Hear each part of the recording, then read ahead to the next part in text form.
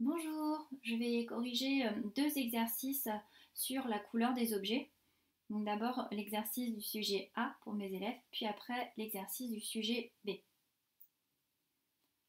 Alors, on considère un objet qui est magenta. Quelle couleur absorbe-t-il? Donc s'il est magenta, eh bien ça veut dire qu'il va absorber sa couleur complémentaire, et la couleur complémentaire du magenta, c'est le vert. On considère toujours un objet magenta, quelle couleur diffuse-t-il? Ça veut dire que cet objet il va diffuser du magenta, mais du magenta c'est comme s'il diffusait du bleu et du rouge. Parce que quand mon œil va voir une lumière bleue et une lumière rouge, par synthèse additive, ça fera du magenta. On considère un objet magenta éclairé en lumière cyan. De quelle couleur apparaît l'objet? Alors, si j'éclaire l'objet en lumière cyan, ça veut dire que je lui envoie, c'est comme si je lui envoyais une lumière verte et une lumière bleue. Or, je sais que l'objet absorbe le vert. Donc il va absorber le vert et il va diffuser le bleu. Donc il va apparaître bleu. Un objet est vu noir lorsqu'il est éclairé en bleu et rouge lorsqu'il est éclairé en magenta. Alors c'est pas une question qui est facile. Cet objet, il est noir quand il est éclairé en bleu. Ça veut dire que cet objet, il absorbe le bleu. Et il est rouge lorsqu'il est éclairé en magenta. Ça veut dire quoi? Ça veut dire qu'il va diffuser du rouge. Donc je sais uniquement ça sur cet objet. Je sais qu'il absorbe le bleu et je sais qu'il diffuse du rouge. Je n'ai aucune idée de ce qu'il fait avec le vert. Alors, j'ai deux possibilités. Soit l'objet absorbe le bleu et le vert, et dans ce cas, il est rouge. Soit l'objet ne fait qu'absorber le bleu, mais diffuse le rouge et le vert, dans ce cas, il est jaune.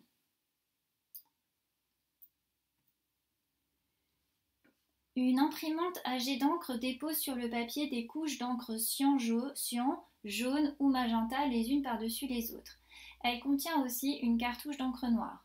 Donc là, quand je vois jet d'encre, je pense tout de suite dans ma tête synthèse soustractive. Quelles cartouches est ou sont sollicitées pour imprimer une image rouge? Donc pour obtenir du rouge en synthèse soustractive, je dois placer un filtre magenta et un filtre jaune. Donc je vais utiliser la cartouche magenta et la cartouche jaune. La cartouche noire est vide. Quelle cartouche doit-on utiliser pour obtenir la couleur noire? Eh bien, je sais qu'en synthèse soustractive, si je place les filtres magenta, cyan et jaune, eh bien, tout simplement, ils filtreront toute la lumière. Donc, j'obtiendrai du noir. Donc, j'ai besoin des trois cartouches.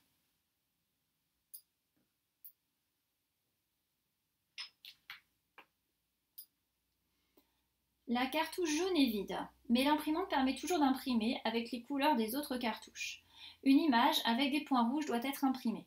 Quelle sera la couleur des points de la feuille? Alors déjà, on va se dire si l'imprimante fonctionnait correctement, si toutes les cartouches étaient correctement remplies. Pour imprimer du rouge, j'aurais besoin de la cartouche jaune et de la cartouche magenta. Or, ici, il n'y a pas de jaune. Donc, l'imprimante va uniquement utiliser la cartouche magenta.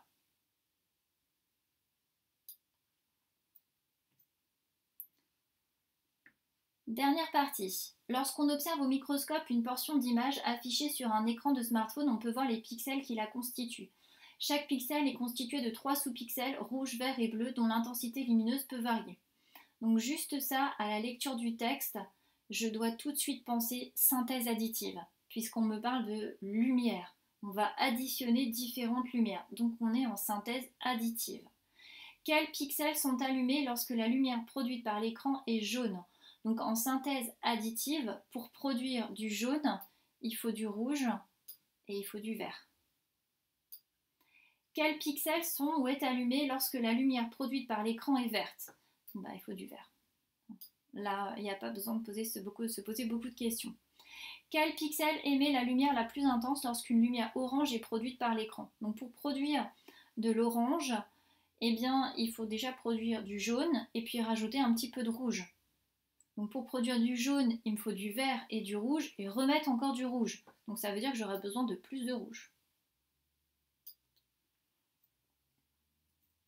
Alors maintenant, je vais passer à la correction du sujet B. Donc deuxième exercice qui ressemble fortement au premier, mais évidemment, à chaque fois, les couleurs ont un petit peu changé.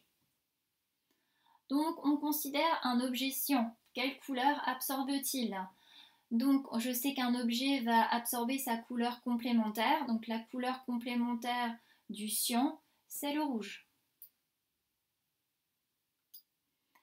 On considère un objet cyan. Quelle couleur diffuse-t-il? Donc s'il est cyan, c'est qu'il va diffuser du cyan. Mais le cyan, je sais que je peux l'obtenir en additionnant du vert et du bleu.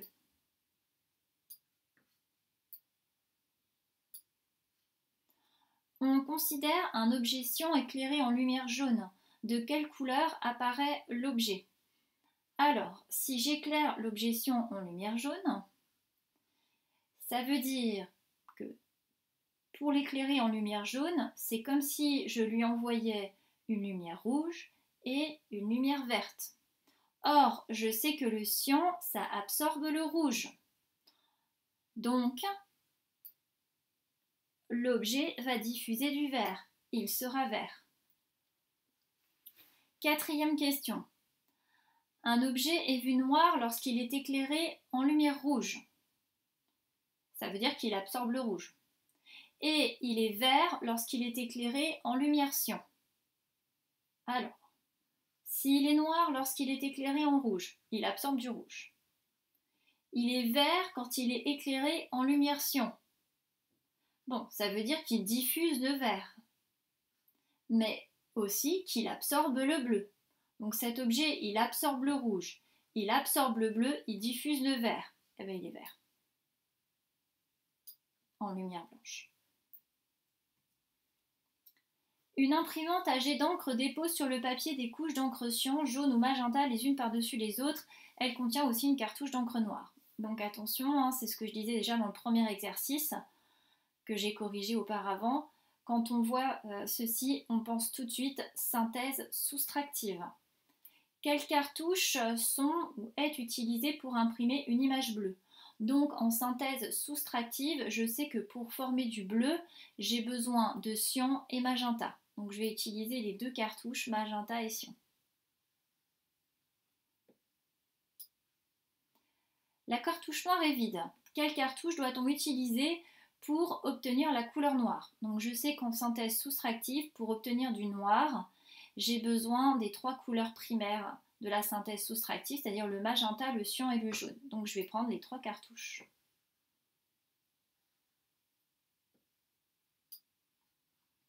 La cartouche jaune est vide, mais l'imprimante permet toujours d'imprimer avec les couleurs des autres cartouches. Une image avec des points verts doit être imprimée. Quelle sera la couleur des points de la feuille? Alors, donc déjà, je vais raisonner et je vais me dire, pour l'instant, l'imprimante va très bien, il n'y a pas de problème de cartouche. Pour imprimer du vert, je vais avoir besoin de cyan et de jaune. Donc j'ai besoin de la cartouche cyan et de la cartouche jaune. Or, il n'y a plus de jaune. Donc, l'imprimante ne va utiliser que la cartouche cyan. Donc mes points verts, ils seront cyan. Enfin, mes points verts initialement seront cyan après impression. Donc dernière partie, lorsqu'on observe au microscope une portion d'image affichée sur un écran de smartphone, on peut voir les pixels qui la constituent. Chaque pixel est constitué de 3 sous-pixels rouge, vert et bleu dont l'intensité lumineuse peut varier. Donc quand je vois ce texte-là, je dois tout de suite penser synthèse additive. Pourquoi? Parce qu'on me parle de différentes lumières. Et en plus, je peux tout de suite voir que ce sont les couleurs primaires de la synthèse additive. Quels pixels sont allumés lorsque la lumière produite par l'écran est magenta? Donc pour produire du magenta en synthèse additive, j'ai besoin de rouge et de bleu. Quels pixels est ou sont allumés lorsque la lumière produite par l'écran est rouge? Bon, pas de question à se poser, hein. Si je veux du rouge, j'ai besoin de rouge. Quel pixel émet la lumière la plus intense lorsqu'une lumière orange est produite par l'écran? Pour produire de l'orange, au fond, il faut déjà produire du jaune et il faut rajouter un peu de rouge. C'est intuitif. Pour produire du jaune, j'ai besoin de rouge et de vert. Et en plus, pour avoir